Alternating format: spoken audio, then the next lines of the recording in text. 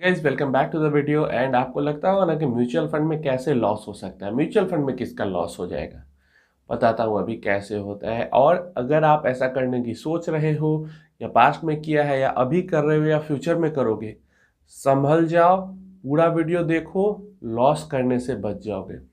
Comment आया और ऐसे कमेंट आते रहते हैं। मैंने बस एक वीडियो बनाने के लिए एग्जाम्पल के लिए यहाँ से उठा लिया है। आईसीआईसीआई प्रूडेंशियल टेक्नोलॉजी फंड, भाई मैं 1 और 1.5 ईयर से इंतजार कर रहा हूं कि इसका रिटर्न पॉजिटिव में आए। ये रेड का रेड ही है। Stopped SIP in it 1 year ago. Stop किया, वो तो किया। Redeemed 80% of it, left only 20% to recover loss in the future. तो देखो, कोई यहाँ पे मैं आपको डिमोटिवेट नहीं करना चाहता या कोई मैं आपको गलत नहीं ठहराना चाहता, बट आप में से जो व्यूअर्स है वही कमेंट करके बताओ कि क्या इन्होंने सही किया या नहीं किया। पहला तो इन्वेस्टमेंट 1.5 ईयर्स एगो, मतलब 1.5-2 साल पहले इन्वेस्टमेंट, जबकि ये जो सेक्टर है वो पीक पे था, एकदम टॉप पे था। ठीक है, तो एक तो पीक पे था, वहां पे आपने इक्विटी के अंदर इन्वेस्ट की। उसके बाद जब उसके अंदर करेक्शन आया तो आपने एसआईपी स्टॉप कर दी। एसआईपी स्टॉप किया सो किया, करेक्शन में ही पैसे वापस निकाल लिए और अब 20% उसमें छोड़ के इंतजार कर रहे हो कि प्रॉफिट में मेरा लॉस कवर हो जाए। आप म्यूचुअल फंड को कभी समझ ही नहीं पाए थे।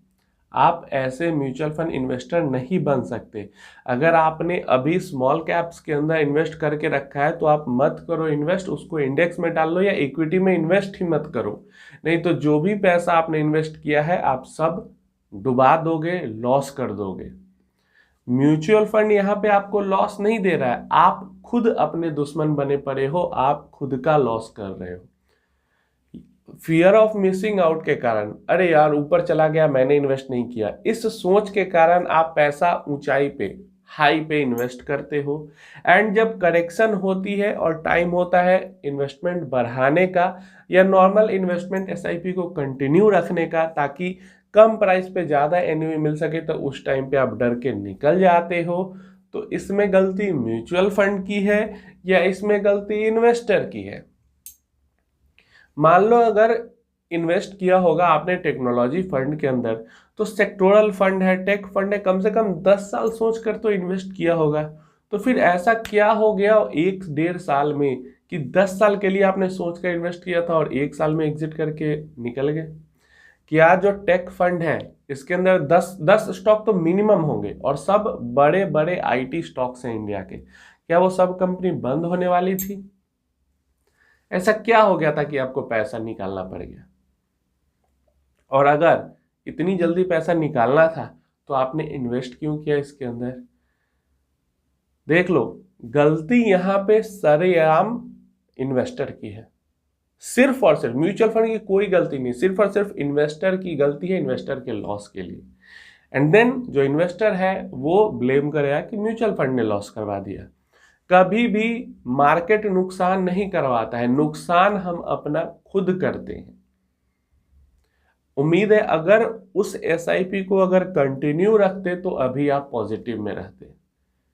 उस एसआईपी को कंटिन्यू रखते तब, क्योंकि लो लेवल पे आपकी एनएवी परचेज हो जाती, तो अभी जब ऊपर आया है थोड़ा बहुत, अभी तो बहुत ऊपर जाना बाकी है, थोड़ा बहुत जो ऊपर आया है टेक सेक्टर, आपकी बराबर हो जाती एसआईपी की वैल्यू।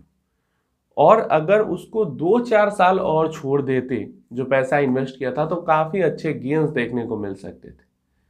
तो यहाँ पे ऐसा कोई भी अगर ऐसा कर रहा है या करने की सोच रहा है, बिल्कुल मत करो। या तो इन्वेस्ट मत करो वैसी जगह पे जहां पे आप टिक नहीं सकते, इन्वेस्ट ही मत करो। और इन्वेस्ट किया है तो टिक के रहो। स्मॉल कैप फंड्स, आपको क्या लगता है वो हमेशा ऐसे ही रैली करते जाएंगे जैसे अभी आपको दिख रहा है? नहीं, कभी कभी ऐसा भी आपको समय देखने को मिल सकता है कि 50% तक आपकी एनएवी करेक्ट हो जाए 4-5 महीने में। ऐसा भी समय आपको देखने को मिल सकता है। पास्ट में ऐसा समय आया है मार्केट में कि जैसे 1 साल की बात करें तो 50% गिर गया मार्केट और अगले साल में 100% चढ़ भी गया। तो अगर 50% जो गिरा है उस टाइम पे अगर जो बेच देंगे डर के, वो तो नुकसान करके निकल जाएंगे। वो कहेंगे मार्केट खराब है नुकसान करवा दिया, लेकिन नुकसान करके वो निकल जाएंगे।